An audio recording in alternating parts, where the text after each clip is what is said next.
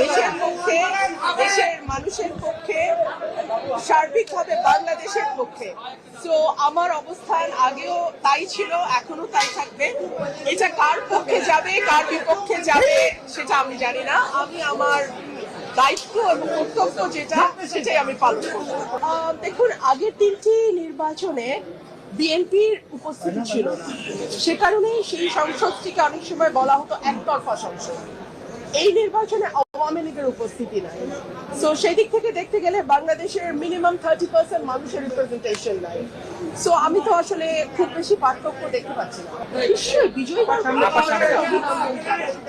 সেই সঙ্গে এটাও ভুলে গেলে চলবে না যে আমাদের 30% মানুষের কোনো রিপ্রেজেন্টেশন, মিনিমাম 30% মানুষের রিপ্রেজেন্টেশন এই সংসদে থাকবে না।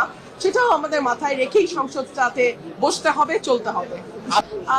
দেখুন, আমি এই মুহূর্তে তো দলের কার্যক্রম নিষিদ্ধ আওয়ামী লীগের। সো তাদেরটা কিভাবে ফিরিয়ে আনা যায় সেটা তো আমি এখন বলতে পারবো না। তাদের নির্বাচনে অংশ নেওয়ার সুযোগ যদি দেয়া হতো, তাহলে দেখা যেত মানুষের ভোটেই যদি তাদের প্রত্যাখ্যানের ব্যাপার থাকতো, মানুষ তার ভোটের মাধ্যমে জবাব দিত। মানুষের ব্যালটের প্রতি আমাদের আস্থা এত কম কেন? মানুষ তার জবাব সবসময় সঠিকভাবে দেয়। ধরুন, আমার এলাকার কথাই ফর এক্সাম্পল, মানুষ কিন্তু ব্যালটে প্রার্থী বেছে নিয়েছে এবং এই সুযোগটা মানুষকে দেওয়া উচিত বলে আমি মনে করি। এখন পর্যন্ত না। ওটা কি অফার করা হয়েছে কিনা ফিরে যায়? নির্বাচনের পর আমার সঙ্গে কোনো যোগাযোগ হয়নি কারো। না, ঘরের মেয়ে মানে কি? আমি ব্রাহ্মণবাড়িয়ার মেয়ে, আমি ব্রাহ্মণবাড়িয়ায় ছিলাম, আজ ভবিষ্যতে ব্রাহ্মণবাড়িয়াতেই থাকবো। বিএনপির মেয়ে হিসেবে আমি বিএনপির মেয়ে বলে কিছু নাই। আপনারা কেন যদি সবকিছু মধ্যে আবেগকে গুলিয়ে ফেলতে পছন্দ করেন? আমি একটা দলের সমর্থক ছিলাম এবং আমি দেশ এবং মানুষের পক্ষে কথা বলেছি সেই দলের হয়ে। তারপরে আমাদের মধ্যে মতের মিল হয়নি, আমি সরে গেছি। এখানে আসলে আবেগকে নিয়ে আসবার কিছু আছে বলে আমার মনে হয়।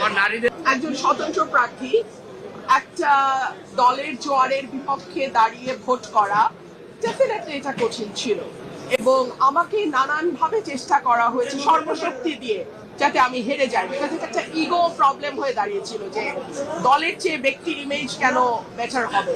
সো এক ধরনের ইগো ক্লাশ তো ছিলই। সো আবার নারীদের অধিকার রক্ষায় এটা আপনারা দেখেছেন আপনারা তো দেখেছেন। আপা, পার্লামেন্টে আপনার অবস্থান বক্তব্য কিরকম হবে বিগত দিনে যেরকম দেশের ছিল? পক্ষে, মানুষের পক্ষে, বিশেষ করে আমার নির্বাচনী এলাকা সরাইল, আশুগঞ্জ এবং বিজয়নগরের একাংশ অত্যন্ত অবহেলিত, পিছিয়ে পড়া এবং প্রান্তিক মানুষ সেখানে বাস করেন।